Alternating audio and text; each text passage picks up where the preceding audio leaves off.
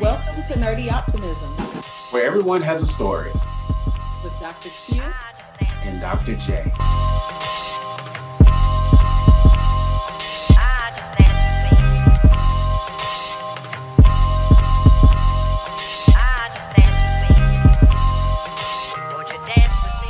Welcome to Nerdy Optimism. I am Dr. J. And I'm Dr. Q. Dr. Q, how's it going? It's going really well. How about you? I'm pretty good. New year 2021. We're just excited about everything that's going on. Man, super excited and super grateful to even make it to 2021. 2020 was a roller coaster, but 2021 came in like a whirlwind. So, I feel like we got to buckle up and see what's going to happen. Absolutely. Absolutely. So, last week when we were talking, you asked me about my favorite concert, and I've been reminiscing on it, thinking about Prince and the ticker tape and the cymbal guitar. And I was wondering, hey, Dr. J didn't tell me about his favorite concert. So tell me, what's your favorite concert that you ever attended? Later on that day, I turned on some Prince and started to listen to that Purple Rain, Little Red Corvette. It's just a greatest hits album. I can only imagine how great that concert was. Pretty jealous to even know someone that actually went to a Prince concert. I mean, just mind blowing. It was great. So I've never witnessed Prince in concert. Okay. But after some careful thinking about my best concert, I started to think about Maxwell, Jill Scott, Babyface. He had a great concert. Jay-Z, Beyonce. I thought they all had great concerts. But after really, really giving it some thought, the best concert that I've been to, hands down, would have to be the one and only Sade. Okay. Yeah. So I was living in Indianapolis, got word that she was going to be performing. She wasn't performing anywhere close initially. Then they released some new dates and they added Nashville to the docket. So my wife and I, we decided to take that trek to Nashville, have a good time, and go to that concert. And I remember John Legend opened up for Sade, and I was so excited. Side note, let me say this: I like John Legend. Okay, I like him, but sometimes he kind of bores me. Okay, my LB once, Marvin Short, what's up, man? Yo. We were riding with him somewhere, and he's like, hey, you guys want me to put that new John Legend in? I was like, sure, why not? He put that new John Legend in, and to this day, that was probably some of the best sleep that I've ever gotten. He put that John Legend in, that new John Legend. So even with John Legend opening up for Sade, I was still just wired. And when John Legend was done, Sade came in, and it was the most majestic feeling that I've ever had before in my life. She covered songs. She did her songs. It was just amazing. So if Sade was to do another concert again, I'm going to Ticketmaster, and I am trying to get tickets to that concert. It was amazing. Wow. Yes. Okay, yeah, you threw me off with the John Legend at first because I'm on the same train. I mean, he's cool. I think his personality seems great, from what I can see on media, but oh my goodness, I'm always bored. I mean, I'm gonna keep my comments right there. I will stop right there. Sade, that sounds awesome. I've never had the pleasure of attending one of her concerts, so I'm going to keep my eye out. I'm going to keep my eye out on that. Absolutely. So let's keep it moving. So you got me giggling about John Legend. So I always look forward to your nerdy And, reflections. let me say this before we get to nerdy reflection about John Legend. My wife and I, we use his song as like one of our wedding songs. So it's not like I just hate the guy or don't like his music, but it's pretty boring. He's boring. Point blank. So like just boring. So but shifting gears to nerdy reflections for the week. Our guest this week, Mr. Tiran Jackson. His story is one that will really just grab you and sit you down. It really tugs at your heart, and it also pushes you in a direction that you didn't want to go in with that type of motivation. So thinking about Tiran Jackson, thinking about his story, thinking about his interview, I had a nerdy reflection all ready to share with you and our guests.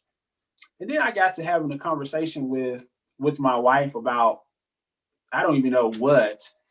She's actually the one in the household that I guess read the most. She's reading all the time, and she was telling me about this book that she was reading. And within that book, she started to mention the song "It Is Well in My Soul." Familiar with that song, that gospel song, the hymn? And so I was like, oh yeah, I like that song. People have did it different, various ways, different renditions, et cetera, et cetera. And she was talking about how in the book that she was reading, how they talk about the origin of that song. Okay. And so she talks about the writer of the song, how he, like Tiran Jackson, our guest today, had gone through some traumatic events in his life. Okay. Two in particular. One, he had lost his son, his young son, maybe 2 or 3 years old. Two, his house was involved in one of those traumatic fires, the Chicago fires that's known in history. Yeah. So with that, he lost his son, he lost his house, and with losing his house, he lost a lot of property, equity. He just lost so much. He had businesses that was tumbling. He just didn't know where to turn. So he and his wife and his 4 daughters decided to travel to England to, get their mind off of things, to have a good time, to just try to recoup. Right before they got ready to travel to England, something came up to where he had to step back, and he had to wait. So he sent his wife and his daughters along, and he was going to catch up with them. Okay. You with me? I'm with you. Okay. And so maybe the time frame, I don't know how long it takes to get from the United States to England via boat during that time. But while the wife and daughters are traveling to England, there's this crash and the boat goes down. Oh, wow. The 4 daughters perished. They died. The wife survived. She famously sent him a note that simply said, "Survived alone." He receives the message and he puts everything down. He is trying to frantically get to his wife. So in the midst of him trying to get everything together, he goes and get on the boat, and he's traveling to England to be with his wife, as they've now lost their 4 daughters.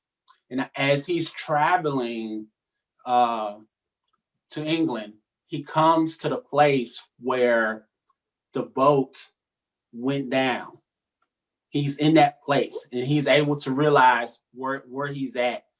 And he's sitting there, and he's thinking about everything that has happened. And in that midst of that moment, he literally starts to write. And his first thing that he wrote was, and I'm going to read it to you: "It is well. It is well. with my soul, it is well with my soul. He continues on. Though Satan should buffet through trials should come, let this blessed assurance control that Christ has regarded my helpless estate and has shed his own blood for my soul.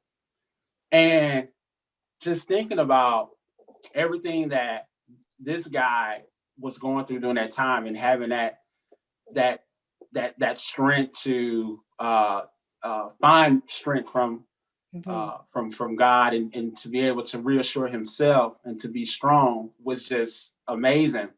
And to think about Tiran Jackson and how he had to fight and come to that realization that everything is well within his soul just really just took me out during the interview, and you guys will be able to hear that also. So that was kind of my nerdy reflection for the week. Wow. So Dr. Q, before we hop into Tiran, can you share with us nerdy stats for the week? Why, certainly. The story you just told about the origin of that hymn, though, is really blowing my mind. It puts me in the mind of the story of Job. There's so much loss and still being able to trust and finding peace within yourself. It's just so much. But I'll go on with my nerdy stat. And my stat is about grief and depression from a tragic loss. So 5 to 9% of the population each year loses a close family member. And it is such a tragic loss or a grieving process that each year, 5 to 9% of the population loses a close family member.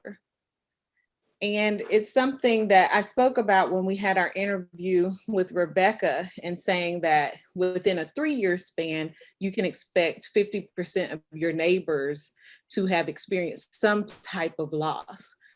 So it's something that can really put a shock to the system. But the grieving process is a very common experience among humans, and we go through the same types of cycles. So we have this stages of grief that you may have heard of, and that you may study if you went to college or read a psychology book. But at first you have this denial and numbness that you feel. Then you come to the stage of bargaining, next depression. Then you become angry, and eventually you can get to acceptance. Now, I want to also point out that there are things that can get in the way of your healing process. So things that can impede your healing are things like avoiding emotions. And I can admit this is something that I'm guilty of. Sometimes I'll try to avoid emotions. Compulsive behaviors, minimizing feelings, overworking on your job, or misusing some type of substance, drugs, alcohol, or any other substance.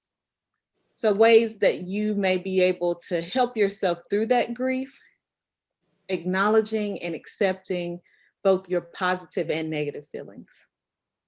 Allowing yourself time to experience those thoughts and feelings, and also finding a person that you can trust and confide in. Now, if the grief becomes too overwhelming, it is important that you seek professional help. So that's all I have for my nerdy stat. So it's nerdy stat with a little bit of advice. Well, definitely appreciate that, Dr. Q. Definitely. I'm ready if you are. I am, and I think the audience will really enjoy Tiran. During this episode, I wasn't able to actually meet him and interview him. I had a medical issue that is resolved now of my own, but I did not have the chance to meet him, but I listened to the interview. I think it's so impactful, and I think everyone will enjoy it. Let's bring him in. All right. Welcome back to Nerdy Optimism. We have a great guest lined up for you this evening. Brother Tiran Jackson is going to join us as usual. The tagline, everyone has a story. And we found it important to invite Mr. Jackson in today, and we're excited to have him share with us in hopes that he may be able to inspire, in hopes that he may be able to help someone who's out there in need. So, Tiran Jackson, we want to welcome you to Nerdy Optimism. Good afternoon. Good afternoon, Dr. J. How are you? Good. So, my sidekick, she's not here today, and we normally sit down and try to come up with potential guests and say there are 20, 30 names on the list, and we're trying to narrow it down. And one of the topics came up, and the topic of trials and tribulations, trauma, and I got to thinking about someone. I didn't know if you were someone that could come in and help us, but I just knew that your story was one that could potentially help. And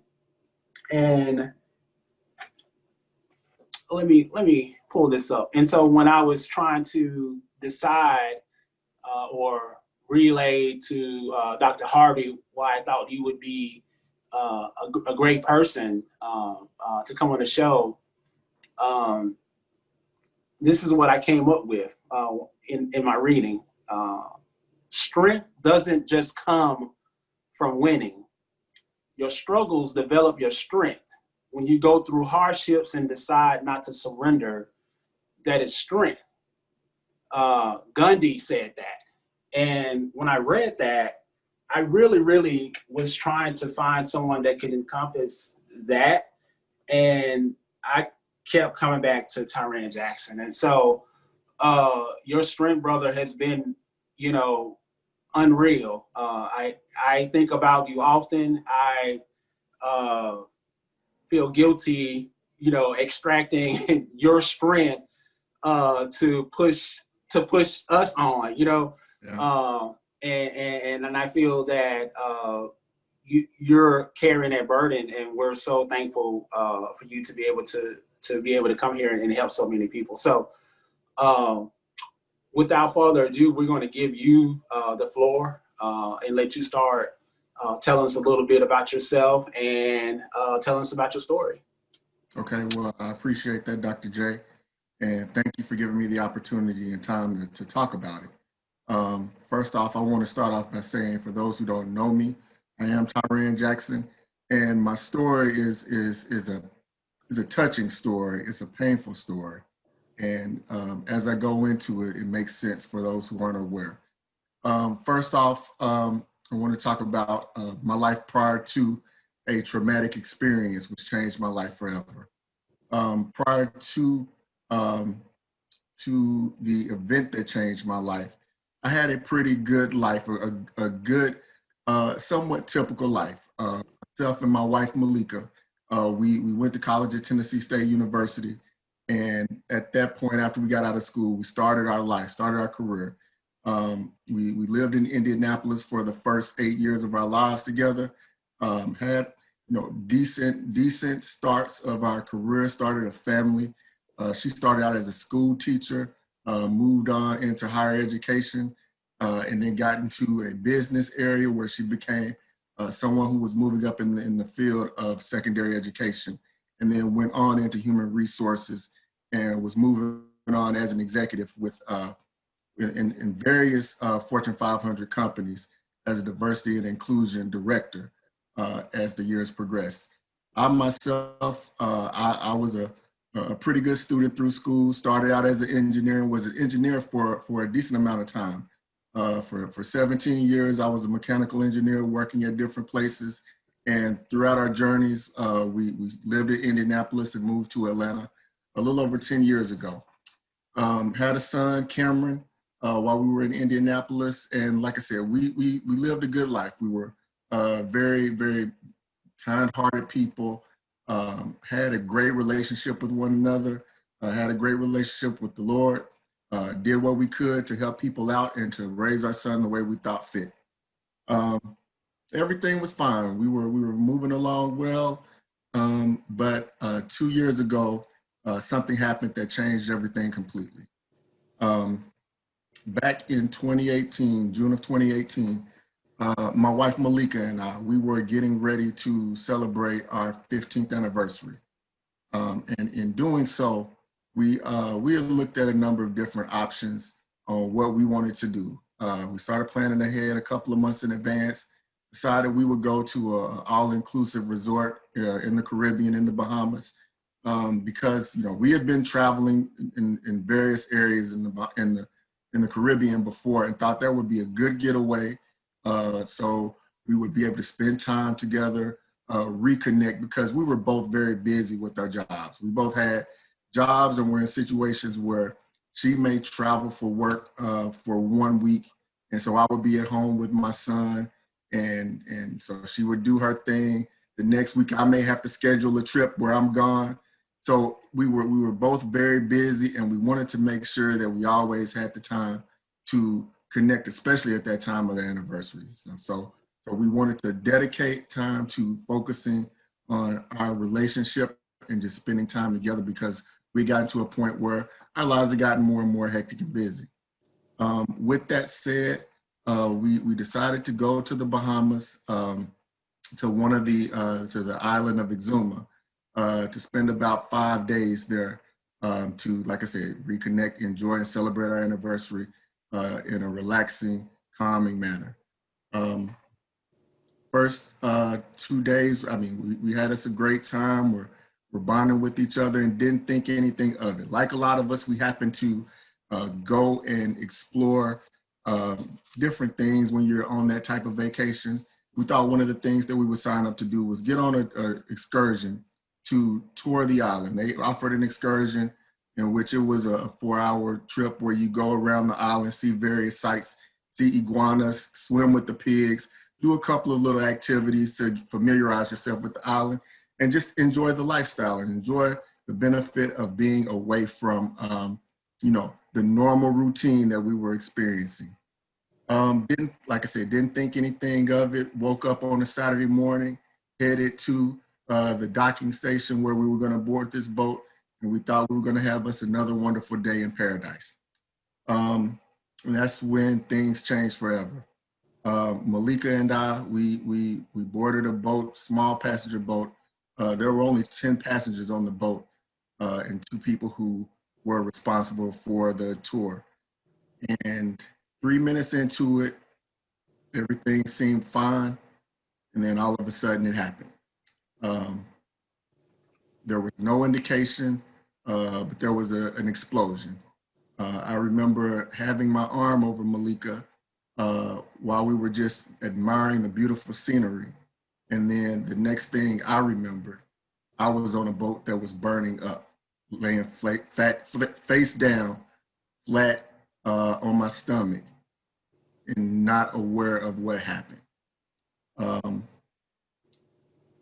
that point, everything changed. And without going too deep into it, I found myself at a place where I knew that something was wrong. But when something happens so suddenly like that, you don't have a grasp of what's really going on.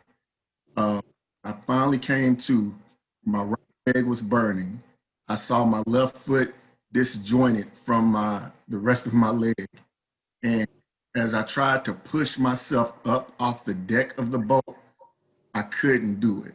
And at that time, I didn't know my left collarbone was broken in 3 places, and I couldn't stand up. And I was in a position never thought I would be in. I found myself trying to basically pull with my right hand and get my fingers between the wedges on the surface of the deck, just to try to drag myself to the edge of the boat away from the fire. At that point in time, I didn't know what happened to Maleka. I didn't know what happened to anybody else, because I was the only person on this boat. And there happened to be a second boat that was going on the same tour that was probably about 30 or so yards away from us. Since it was so soon after we all had actually left, they were still within relatively close distance. So I could hear people yelling, "Get off the boat, get off the boat." But like I said, I couldn't push myself up. I couldn't walk. I couldn't crawl. And as I dragged myself towards the edge of the boat, I passed out. And so luckily, there were people from the other boat who were able to swim over to grab me and pull me off before the boat burnt to ashes. So that's what saved me. However, at that point in time, I was in a horrible state, and all I could think about is, where's Maleka? What happened to Maleka? Because I didn't see her in the midst of all of this. Eventually, I was carried off of the boat, passed out about 3 more times between getting off of the boat and getting onto the next boat and getting carried to shore. And eventually it led to, they had no ambulances here. Keep in mind, this is a third world country.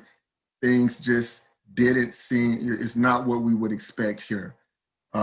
So I was placed on some basically sheets of plywood on the back of a pickup truck, riding on a bumpy road, trying to get to a on this island. And at that point in time, I didn't know. I kept asking some of the other people from the other boat, what about my wife? What about Maleka? And they told me that she was, that she survived, that she was okay, but that she was going to be okay too. And they were telling me the same thing. I was worried about my physical state, but I was more worried about her. Fast forward, eventually I get to this clinic, and apparently she was on another truck that was carrying her to the same clinic too.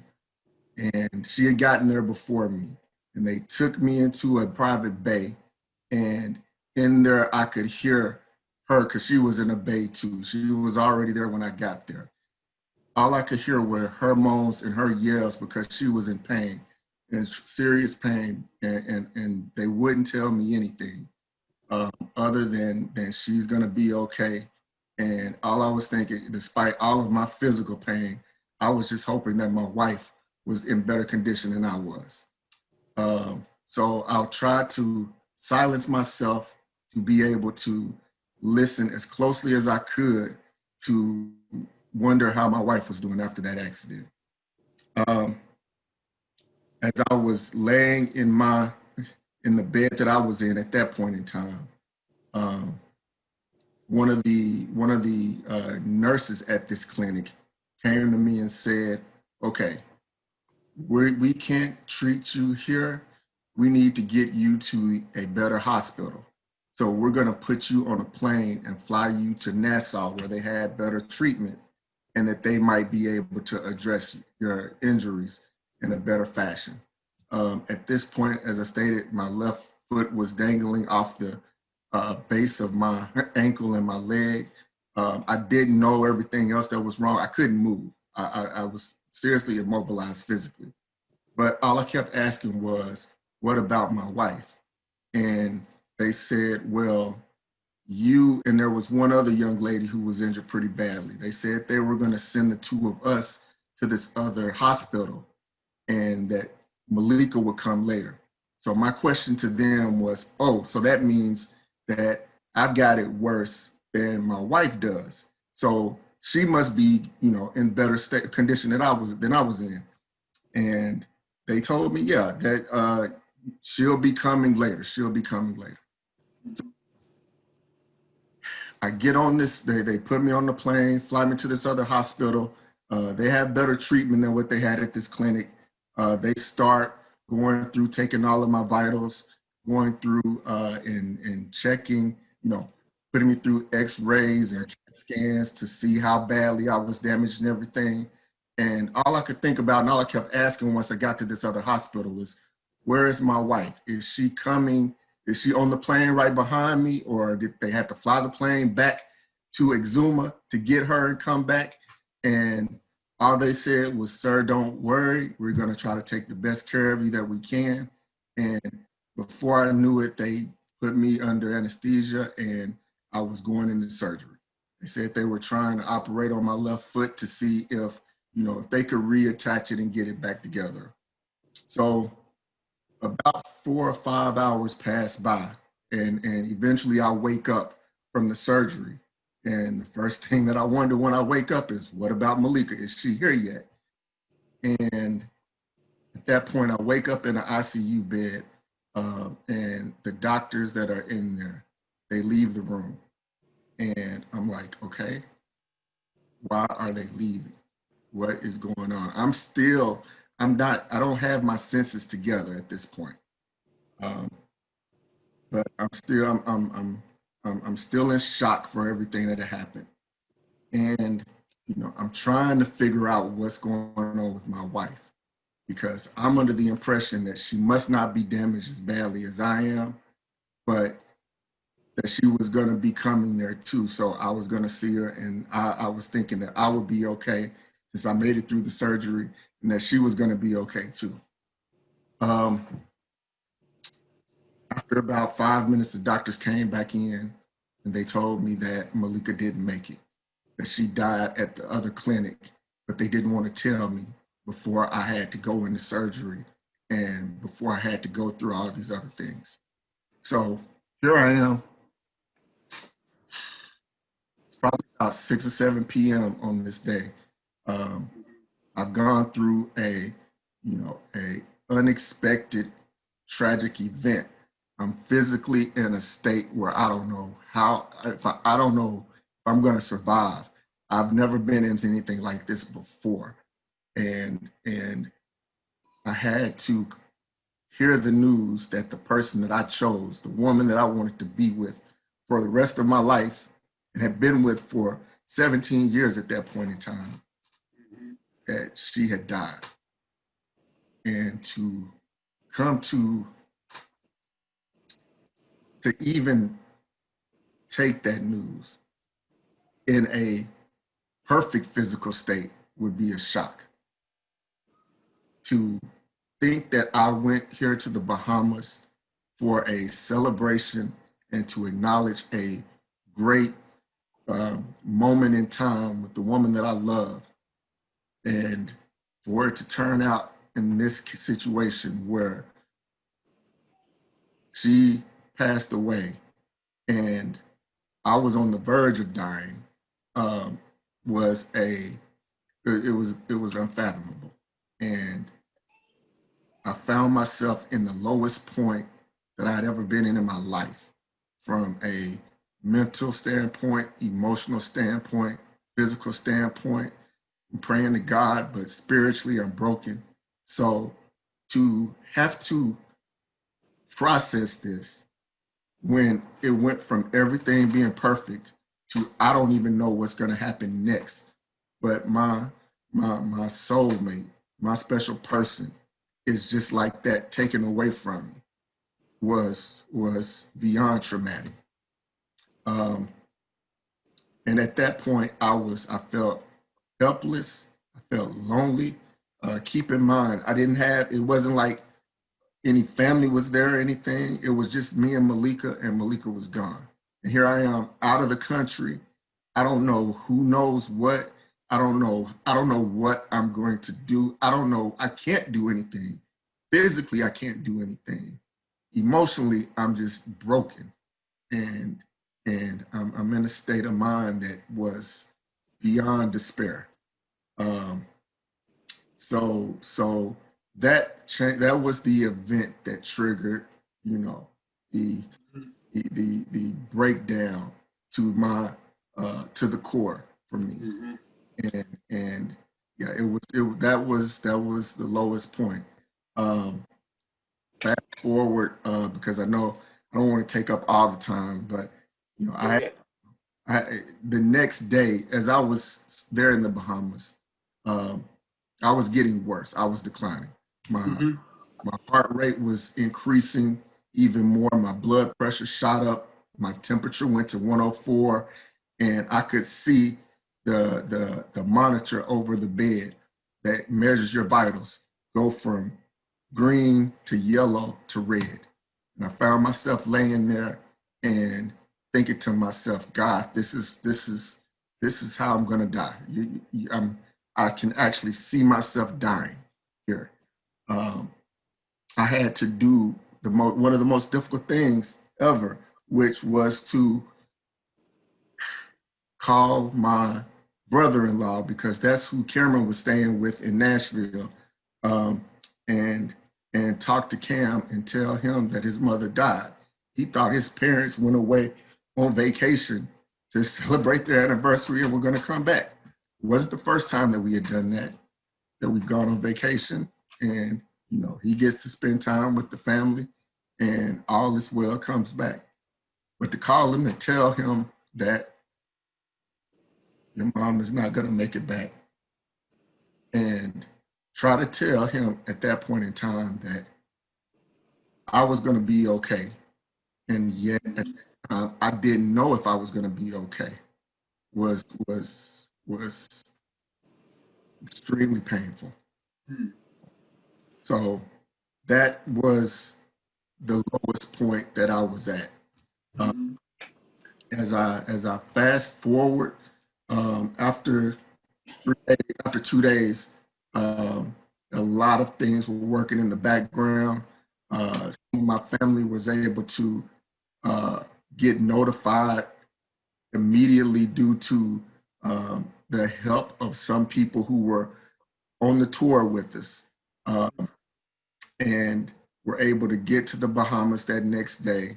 And there were certain people and liaisons who were able to organize a special air ambulance and a trauma unit in Fort Lauderdale, Florida, that would accept me, because the Bahamian government and the hospital, they did not want me to leave the Bahamas.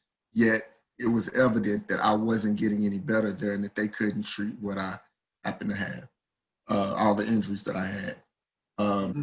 As I mentioned, my left leg was dislodged from my foot was dislodged from my leg.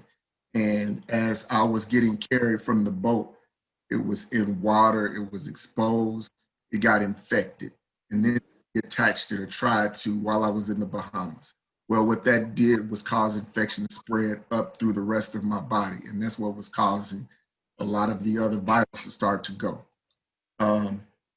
Luckily, by that second day, by that second night, I was in a trauma unit in Florida, and after they evaluated me, they said to my sister who was there that we have to do what we need to for him to live, because he in the next 12 to 24 hours, if we do nothing, he's going to die.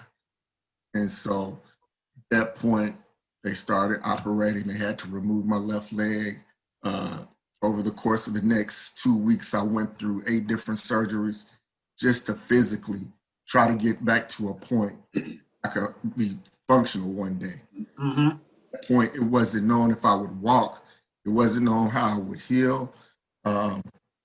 And so, but that's just the physical portion. Emotionally, I was trying to come to grips with the fact that she was gone, and that my life was going to be different from that point forward. So I went through a lot, going through just that. And as I moved forward, I had to understand how to breathe as I was still trying to face these physical challenges of healing and trying to get myself back to a state where I could, just like I said, be functional, because I still knew I had to get to a point where I could support my son. I could do the things I needed. Right. So give us a timeline. 2 days after the tragedy, you ended up in Florida. Yeah. So correct? The accident happened on June the 30th, 2018. On January the 2nd, I was flown from the Bahamas to Florida. I was in the hospital in Florida for 2 weeks. So July the 15th, I was removed from or discharged from the hospital. At that point, I was in a wheelchair My left leg had been removed. It was in a brace to sort of, keep the remainder of my leg in a position. My right foot had been broken, so it had been operated on. They had to put screws in there. My left leg had to go through various skin replacements and surface treatments because I had second-degree burns all down my leg.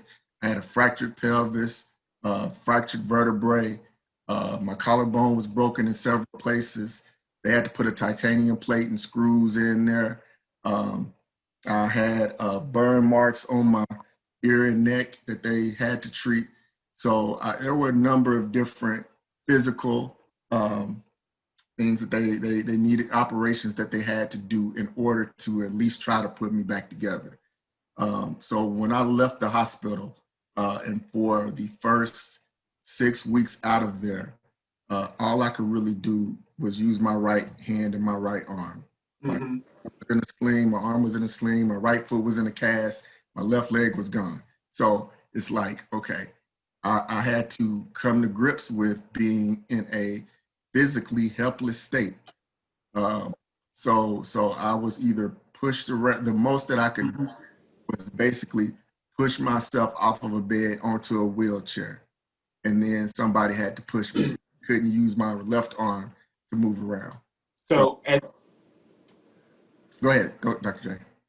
So at this point, mentally, are you aware of your emotions at this moment when you're needing that extra assistance? Like, have you had a chance to process your emotions, I guess? So I didn't really have a chance to process. I didn't have a chance to properly process my emotions. When I was in the hospital in the Bahamas and in Florida, I was going through so much physical stress and pain and on so many different types of medication that I wasn't thinking clearly and straight. I didn't appetite. I couldn't eat. I lost 30 pounds in the course of about 2 weeks because of, I just wasn't eating and all of these things were going on.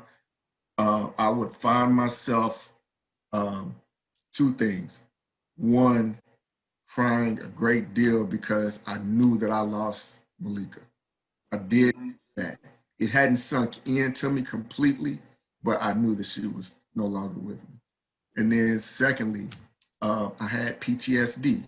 And as I tried to sleep, I kept seeing that state of waking up on that boat and feeling that burning sensation and, just trying to piece together what I thought I remember, because when it actually happened, it was a blur. Everything was a blur. So I kept going back to this state and it would bring me to even a worse state of mind because I'm already, saddened by the loss. Physically, I'm not myself. I don't know what the future holds. It was like, it was so many burdens that I was facing, and mentally and emotionally, I know I was losing myself. I was going into a state of depression because I couldn't move. My wife was gone. I don't know what my son is going to think when he sees me, or I don't even know if I'm going to be able to, like I said, function in order to take care of him. So it took a while for me to be able to get to a point where I could finally process my emotions, because even there were counselors in the hospital in Florida that were saying, you need to focus on getting through these surgeries, this physical, Right. just that you're to live and survive. So that needed to be the first priority. But I knew my wife was gone, and it's like, okay, I have to deal with that sadness, and because I mean you don't realize how reliant and dependent you are on somebody that you have there for a course of, we were together for 17 years. Right. That's not something that you just all of a sudden take away and be able to adapt to. So So yeah, so there was a lot packed into what I had to deal with in that short term, because it was a great deal of change. And then on top of that, I was immobile and I couldn't do things physically at all. So as I said, I had to worry about the mindset of my son, even though he wasn't physically there.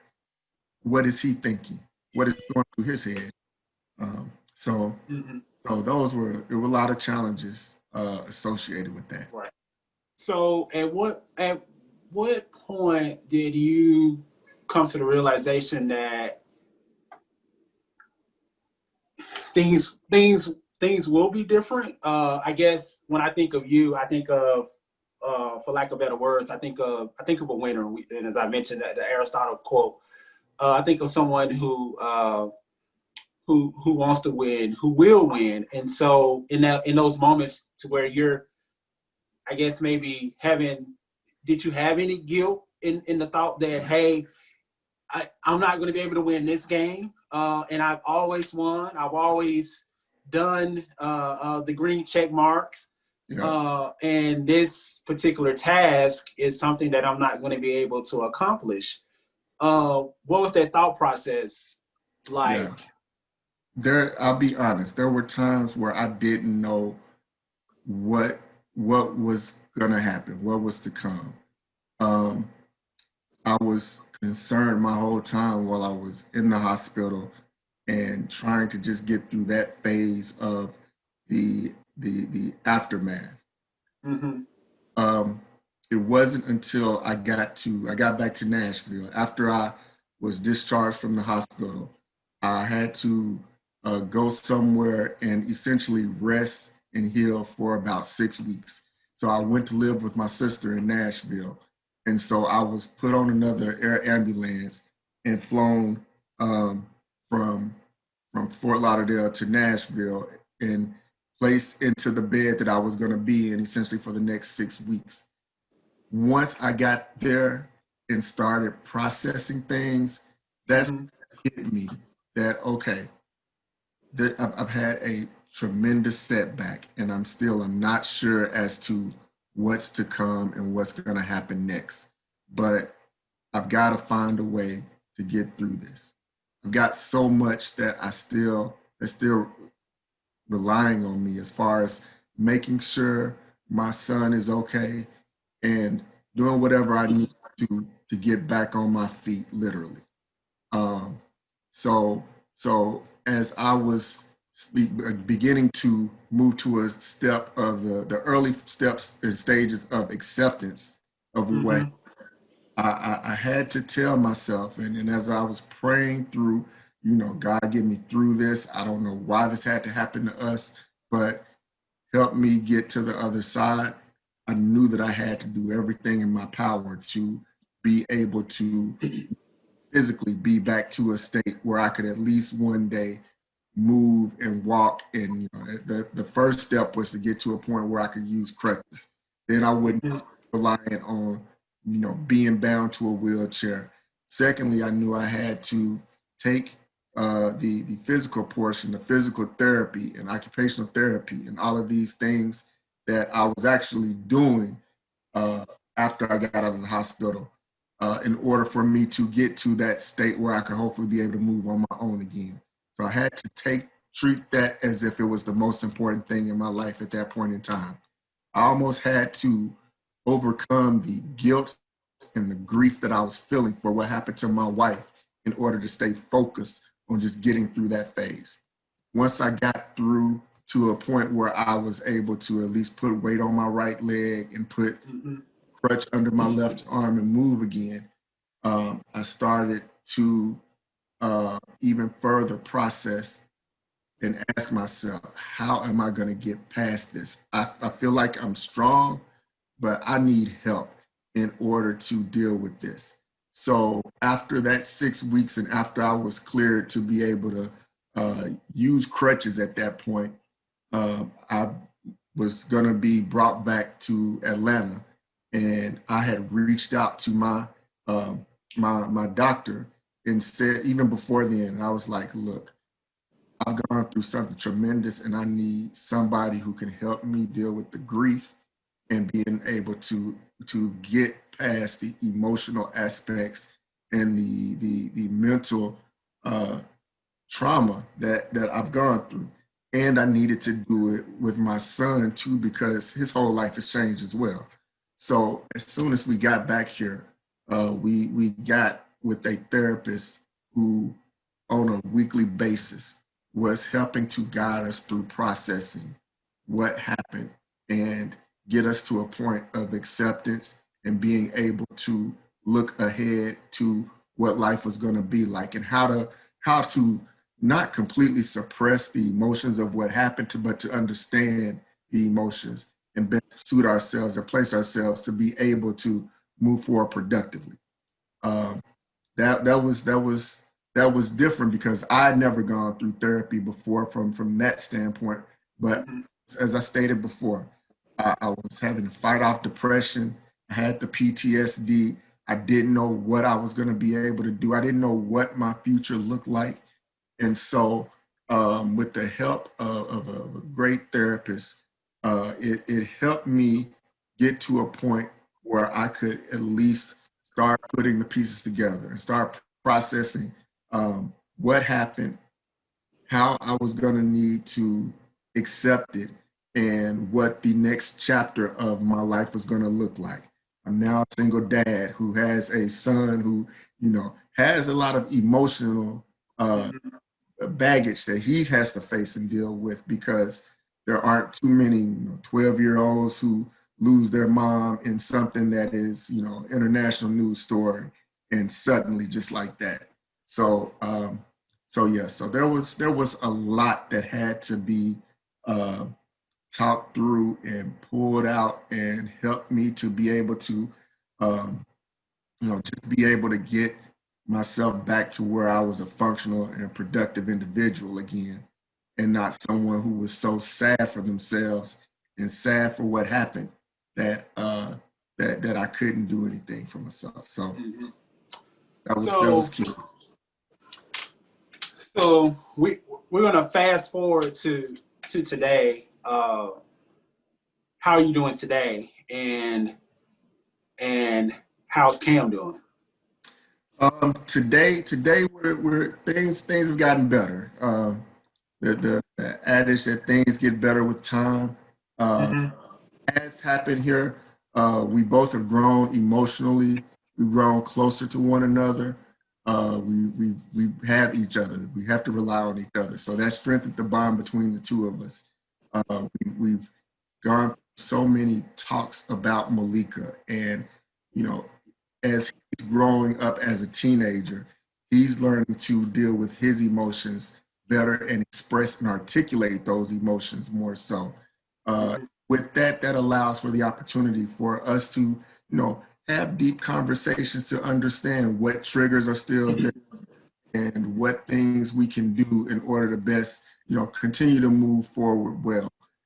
He's doing well right now. I mean, in the midst of these times, I mean, the with COVID and all, it's obviously changed the way that we all live, and it impacted him from being able to get into a normal space because um, for a while school was a struggle for him because he couldn't focus. He couldn't, he wasn't always mentally there, and that's understandable. So that first year was very rough because it was, the life that he knew it was no longer there. The woman who he loved and trusted and knew, his mom was gone. So it was difficult to get through those times, both from an emotional and from a mental and social standpoint. But it was important that he still did some things that were normal to him. He played football and he kept doing that after it happened. And there was something that was beneficial about him being with his friends and teammates and doing something structured that took his mind off of what happened. But at the same time, the coaches and the other people within the community really kept an eye on him when I couldn't and made sure that, that they kept their finger on the pulse of how he was doing and would notify me and let me know if there was anything that seemed a little bit different about him, so I could be, as in control or aware of what was going on with him. He's over 2 years, things have gotten much better. He's in high school now, doing good in school, still playing sports, getting his own personality even more so, growing into a young man that his mother would be proud of and I'm proud of as well. So awesome. Well with him, and I'm proud because he's had to show a tremendous amount of strength. Sometimes the strength and the motivation that I had to keep fighting and keep pushing came from me seeing him. He has been very resilient throughout this, and I think I have been resilient with everything that happened, trying to bounce back from it. So I think we gained strength from one another, and we're able to move forward. Have been able to move forward since that. So after you were able to put your oxygen on first, pun not intended, something was born out of the ashes, out of the tragedy, out of the videos of you progressing day to day, showing your strength. Reborn Resilient Yes. arrived. Yes. Can you tell our audience a little about the origin of that and how Reborn Resilient can possibly help somebody else? Definitely, by all means. What Reborn Resilient is the platform that I use in which I take the story of what I've gone through since that tragic day and chronicle my story and use it to create a blueprint in which I help coach others and help inspire others to get through whatever crisis and struggles that they face. In the midst, and as I was going through this whole process, I started journaling because that was one thing that allowed me to try to keep track of my emotions and what I was feeling as the days were progressing, and keeping sight on what was my motivation, what was driving me, what did I need to do in order to just take the next step, literally, and to move from, being bedridden to being able to move on crutches and to be able to figure out how to, do something as simple as, take my son and handle some of the responsibilities that Maleka was doing. What do I need to do? That focus. What was that blueprint?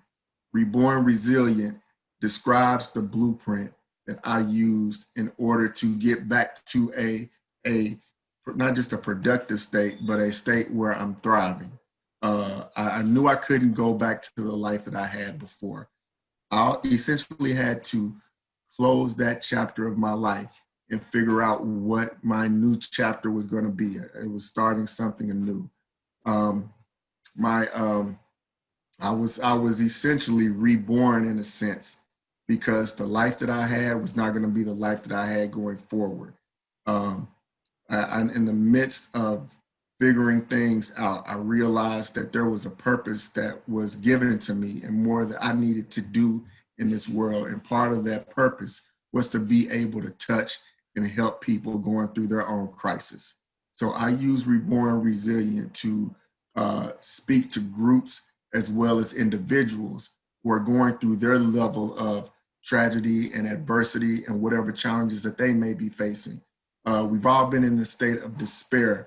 Maybe it's different levels, but we've all been in a state where, we may ask ourselves or think to ourselves, this is the worst, state I could possibly be in. And when you're in that point, sometimes you feel helpless. I use Reborn Resilient as my means of being able to help others get out of that state of helplessness and be able to figure out what steps they need to take to create their own blueprint in order to get back to a state where they can move forward with their life. So with Reborn Resilient, I've done several things. It started out as being, something like this, asked to share my story in front of a group to hopefully, provide some inspiration. And it grew from there. In pre-COVID, I was using this to speak and be a keynote speaker in various areas. And now it's been growing and transforming into a online platform, situations where I have one-on-one meetings and conversations with people to help understand the source of their crisis and figure out how to overcome that. And so it's my way of being able to fulfill my purpose, which is using the tragic event that happened to me as a means of inspiration for others. Awesome, awesome. And again, individuals, groups, businesses, Yes. Athletic teams, all of the above, I think could benefit from this platform, correct? Yeah, that's right. That's who the target audience is. In addition to those who support individuals going through this. So counselors, doctors, nurses, anyone from a medical administrative world who have to deal with clients who are going through emotional or mental trauma that they're facing. Even those who are going through just any type of transition in their life where they've come to a realization that their life in the past is not what it is going forward. There have been cases where there have been professional athletes who have to come to grips with the fact that they're not playing their sport anymore and that they have to go on to something else. It can be difficult to realize that the life that I knew before is not the life that I have in front of me. And we all may not think that we're equipped to be able to deal with that, but that's where the resiliency comes from. We all have a level of that. And sometimes it's just being able to figure out how to pull that resiliency out and create the path in which you can design your life moving forward. Mm-hmm. So that's what Reborn Resilient is. It looks to be able to find the strength from within, which we all happen to have, and use it to make ourselves be the best versions of ourselves going forward. You've been so gracious with your time. Just a couple more questions, if that's okay. Dr. J, go for it. Can you tell the audience about the Maleka Jackson Foundation? Yes. My wife Maleka, she was a shining star. She was a wonderful person. Anybody who knew her knew that she had a vibrant personality, a big, beautiful smile, and love to help and care for others. She was a big proponent in education, and she had went back to school, got several master's degrees after undergrad, and for a period of time, one of her functions was to help college students who may not have a clear direction figure out what they wanted to do. And so she would do a great deal in helping design career paths for others. Well, with that value in education and wanting to help others find their path, and she had always said that, Ty, one day I want to have a foundation. And so in honor of her, one of the things that I wanted to make sure that she had, that her legacy was continuing, was that we would create a Maleka Jackson scholarship endowment that would be for students who were, who were needing, assistance to matriculate through school and wanted to actually work on figuring out what they wanted to do. Because we've all been there in a state in college, and then sometimes we may question what we're there for, but sometimes a little bit of help is what's needed. So initially at Tennessee State, where we went to school, we created the foundation, or at least honored the first scholarship within the foundation. and I'm building that beyond and using her name and legacy to be able to generate money for students right now in the Southeast at various universities. But I know that she would want to be able to help others in need.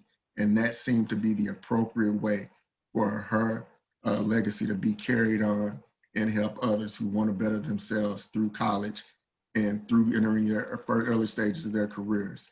So, so with that, there's a nonprofit that's been created, the Maleka Jackson Scholarship Foundation, and I have various activities that are scheduled throughout the year, or had been scheduled throughout the year before we had all of these changes, in order for those to be able to donate and contribute to it. At this point in time, the best way to find out more about it is to go to my website, www.rebornresilient.com, to be able to find out information for anyone who wants to contribute or donate and learn more about her legacy and who she was, because I want to make sure that, you know, that her passing wasn't in vain, and that, you know, even though she's not here, she can still help others. We'll definitely have your website information, just your information in general on our website, to kind of funnel the listeners to Reborn Resilient. They can find out definitely information about you and Maleka Jackson Endowment, see how they could provide support for that. Echo what you said about Maleka Jackson, a beautiful, wonderful person. Memories of her in Indianapolis, where I met you guys, were bountiful. I often tell the story of when you guys decided to leave Indianapolis. It was like a domino effect. It was a trickle down. It was at that moment that I felt like it wasn't Indianapolis anymore. It was at that moment that life kind of took a different shift, you know. You guys kind of started that process of leaving, and then everyone else started to follow. It's just amazing how someone that you don't keep in contact with on a day-to-day basis can have such an impact on your life. And I think that Maleka was one of those people that you didn't touch her, you didn't see her, but the impact was there, everlasting. And so definitely thank you for sharing that information about No problem. Not a problem. Yeah. Man, your words today have been amazing. Your words have been refreshing, powerful, and courageous. I hope that someone out there that having trouble gaining their strength, or someone out there that's trying to be reborn, can listen to your words, and if they don't contact you, at least channel some of your stories and some of your strength to help them get to that next phase in their life, right? Because everyone has a story, and this is your story, but unfortunately, a lot of us go through grief and tragedy, and how you were able to pivot and maneuver and come out on the other side. I mean, it's a miracle. I don't know no other way to describe it. It's a freaking miracle, man. And so we at Nerdy Optimism are grateful for having you on today, and I just want to say thank you, man. No problem, Dr. J, man. I appreciate it, and I'm honored to be able to be a part of the Nerdy Optimism of this podcast, and just to be able to share and reach others. And hopefully, as you stated, as this story can resonate and lead others to want to either reach out to me to find out more, or like you said, be able to take a look at themselves and be able to assess what they need to do to pull the strength to get through any difficult situation that they're facing. So, thank you for the opportunity. All right. Progressive flow. Show me my competitors' race and let you see they ain't nothing like mine.